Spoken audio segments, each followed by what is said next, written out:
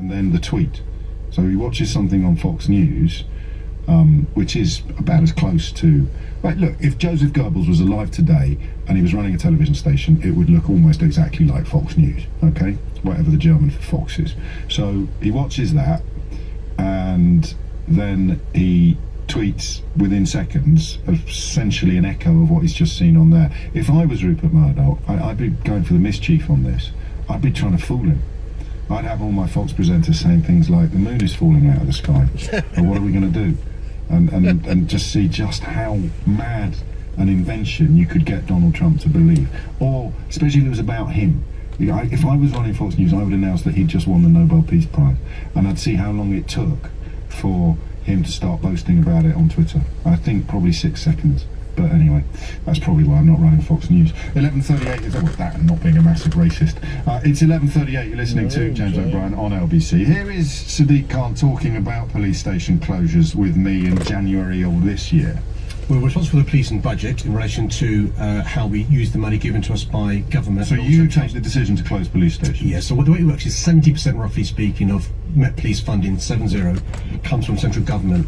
The rest comes from council tax plus applying for individual sources of funding. And the shortest of cut is a very simple one. Bearing in mind we're facing a billion pounds worth of cuts, choosing between buildings or officers.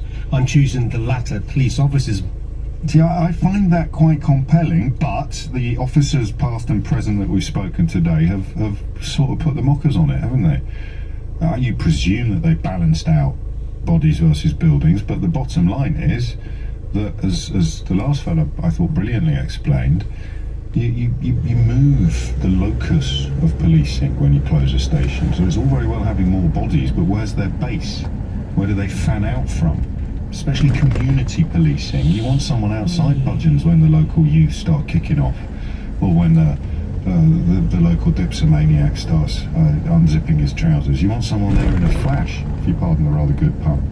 You don't want necessarily a centralised police station 2.5 miles away. Tough one, this. Who'd be a politician, eh? Jacob's in Barnet. Jacob, what would you like to say? I'm a serving police officer. Yeah. I can't speak for London, as I don't work in the metropolitan area. I work in the home counties. And the issues we find is that where they're closing the police stations, they are closing the local station and moving everything back to a bigger city hub. Now, the problem we're finding with that is where they're reducing the numbers of the officers in these outside community stations, they're not actually replacing them when they're moving the officers back to the hub. Right.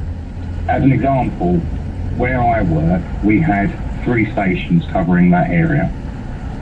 In each one of those stations, you would have posted a sergeant and 4 or 5 PCs per shift. Now that they've moved 2 of the outside community stations and moved it back to the hub, we still have a sergeant and 4 or 5 PCs per shift.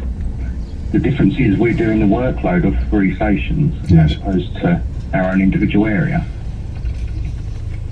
I'm not defending either position, but if I were, I would say to you that you describe correctly what is happening, but if I hadn't shut that building, albeit that your workload has increased, there'd be